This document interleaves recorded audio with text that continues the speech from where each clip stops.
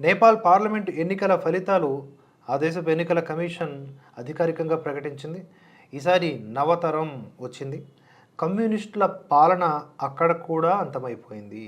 కానీ చైనా ప్రభావం కానీ లేదా పూర్వపాలకుల యొక్క ఒరవడి కానీ అలాగే కొనసాగుతుందా లేదా అనేది తెలియాలంటే కొన్నాళ్ళు ఆగాలి మనం.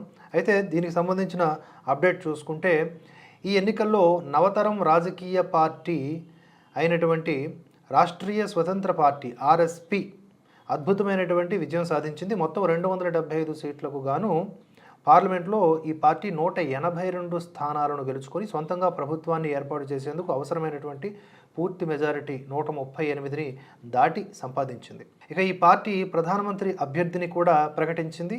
ఎవరు అంటే ర్యాప్ కవి, కాఠ్మండు మాజీ మేయర్ బాలేంద్ర షా.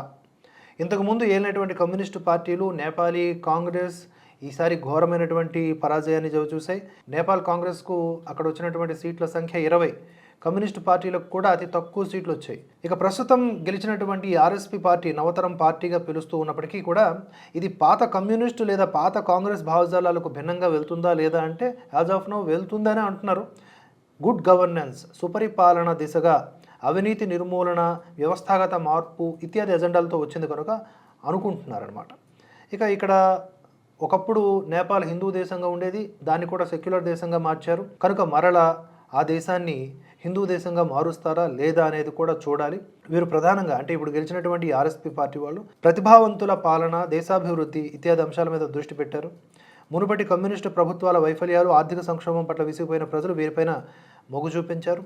వీరు రాజ్యాంగబద్ధమైన అంశాల కంటే ప్రజా సమస్యల పరిష్కారానికే ప్రాధాన్యత ఇస్తారని ప్రకటించారు. ఇక ప్రస్తుతం ఆర్ఎస్పి ప్రభుత్వాన్ని ఏర్పాటు చేసేందుకు సిద్ధమవుతోంది. నేపాల్ రాజకీయాల్లో దశాబ్దాల తరబడి కొనసాగినటువంటి కమ్యూనిస్టు లేదా కాంగ్రెస్ ఆధిపత్యం ఈ ఎన్నికలతో ముగిసిందనేది విశ్లేషకుల భావన.